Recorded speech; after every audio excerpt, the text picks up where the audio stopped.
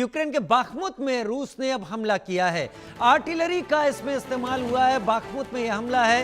रूस के हमले में यूक्रेन को भारी नुकसान भी हुआ है, यह भी समझ में आ रहा है, यह भी पता चल रहा है। बाखमुत में आर्टिलरी का इस्तेमाल किया है रूस ने। हम अभी तक बात कर रहे थे ड्रोन और एयर स्ट्राइक की, लेकिन बाखमुत में आर्टिलरी का इस्तेमाल रूस ने किया है। यानी रूस अब जमीन पर और एडवांस करने की कोशिश कर रहा है। जो बड़ा हमला है उसकी शुरुआत, अगर आर्टिलरी हमले की हम तस्वीरें दिखा रहे हैं, तस्वीरों को गौर से देखिए। यह रूस का हमला है बाखमुत इलाके में। अभी तक हमारी चर्चा, हमारी सारी बातचीत इस पर केंद्रित हो रही थी कि यह मिसाइलों के जरिए हो रहा है, ड्रोन के जरिए हो रहा है, लेकिन जब आर्टिलरी का इस्तेमाल होने लगे, ग्राउंड पर एक्टिविटी दिखने लगे, तो ये समझ में आ जाना चाहिए अब ग्राउंड ट्रूप मूवमेंट की शुरुआत हो सकती है। सुमित पीर मेरे साथ इस वक्त जुड़े हुए होंगे। सुमित पीर, आपने सुना मेजर जनरल ब्रजेश कुमार को, मैंने उनसे पूछा परमाणु हथियार हैं लेकिन क्या वो चल सकते हैं?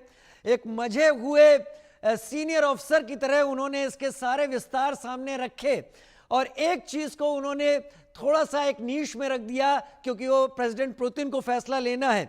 मेरा आपसे सवाल वही, सबसे बड़ा हमला, इसके मायने क्या समझे जाए पुतिन की तरफ से? देखिए राजीव भाई, आपको और सभी दर्शकों को नमस्कार, शो पे बुलाने के लिए साधुवाद। पहला और इंपॉर्टेंट विषय यह है, अगर आप पुतिन के हमले की बात करते हैं तो पुतिन कहते हैं, जो उनकी अभी ट्रंप से बात हुई, याद कीजिएगा, ये बात 90 मिनट तक चली और उसमें ये पूरा तय हुआ कि देखिए ट्रंप साहब, आप ईरान में जो करिए वो करेंगे, हम यहाँ नहीं बोलेंगे, हमें जो यूक्रेन में करना ट्रंप कुछ नहीं बोलेंगे।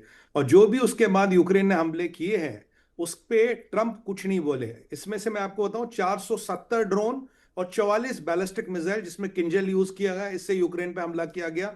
20 से 40 लोग मारे गए, काफी नुकसान हुआ यूक्रेन का। यूक्रेन कहता है 44 में से हमने 20 मिसाइल इंटरसेप्ट की, तो मतलब 24 निकल गई। 470 ड्रोन में से हमने 200 इंटरसेप्ट किए, तो 270 ड्रोन निकल के अपना काम कर गए। उसके बाद 2 हमले और हुए जिसमें 5 लोग और 7 लोग मारे गए हैं।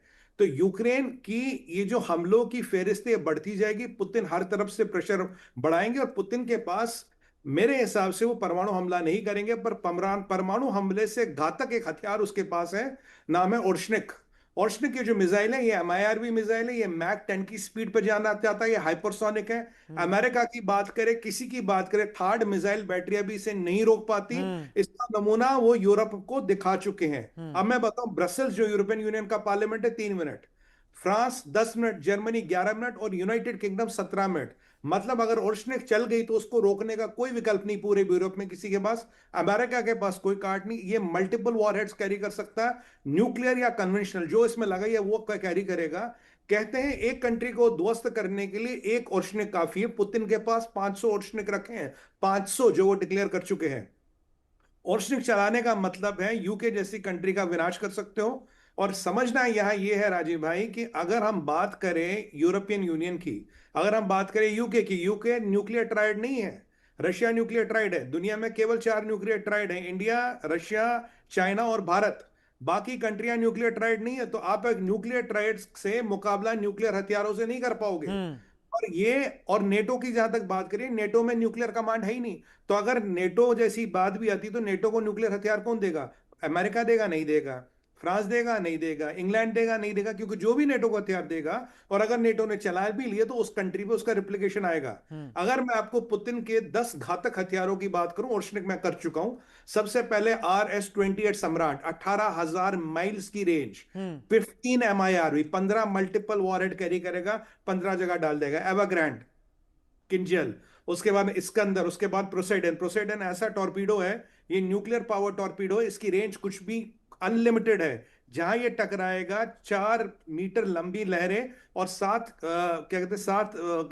रेक्टर का एक सुनामी लाने की ये क्षमता रखता है। उसके बाद जिरकॉन है, उसके बाद टोपोलैम है, उसके बाद वेनवीडिया है। इसके बाद अभी इसने क्या, कौन सी नाम थी वो, कैलेबिर, एक कैलिबर क्रूज मिसाइल इन्होंने भी टर्म की, और सम्राट का और एक इनके पास एक और मिसाइल है जिसका मुझे नाम नहीं आ रहा। इट इज 10 kh, हाँ 10 kh। ये मैं आपको ओर्शनिक से अलावा बता रहा हूं। पुतिन के पास इतने हथियार हैं कि न्यूक्लियर हथियारों का नंबर ही नहीं। अगर इसमें से आधे भी चला लिए, यूरोप को खत्म होने में, एवापोरेट होने में टाइम नहीं लगेगा। परिस्थिति इतनी खराब 20 है। सेकंड और लीजिए, 20 सेकंड और लीजिए। मुझे यह बताइए कि क्या रूस यूक्रेन के अलावा कुछ और यूरोपियन कंट्रीज को एक साथ टारगेट कर सकता है अगर ओर्शेनिक का इस्तेमाल करता है तो?